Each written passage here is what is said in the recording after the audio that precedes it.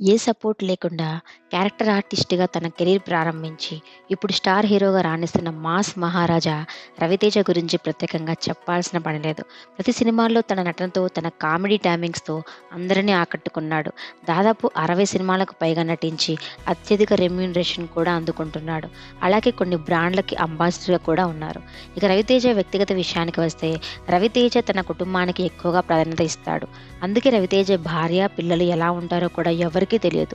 ఆ మధ్య సోషల్ మీడియాలో రవితేజ భార్య, పిల్లల ఫోటోలను పోస్ట్ చేసే వరకు ఎవరికీ తెలియదు. ఇదిలా ఉండగా రవితేజ 2002వ సంవత్సరం మే 26న తూర్పుగోదావరి జిల్లా జగ్గంపేటలో పెద్దలు కుదిర్చిన కళ్యాణిని వివాహం చేసుకున్నాడు. అప్పట్లో రవితేజ వివాహానికి పూరి జగన్నాథ్, కృష్ణవంశీ, శివాజీ రాజా తదితరులు హాజరయ్యారు. అయితే కళ్యాణి రవితేజకు స్వయానా మేనమామ కూతురు. కళ్యాణి తండ్రి రవితేజ, తల్లి రాజలక్ష్మి ఇద్దరు అక్కా తమ్ముళ్ళు. ఆ సమయంలో హీరోగా ఎదుగుతున్న రవితేజకు తన తల్లి మేనకోడలు కళ్యాణిని ఇచ్చి కోడలుగా చేసుకుందామని భావించి వివాహం చేసిందట. కాగా వీరికి ఒక పాప, బాబు ఉన్న విషయం అందరికీ తెలిసిందే.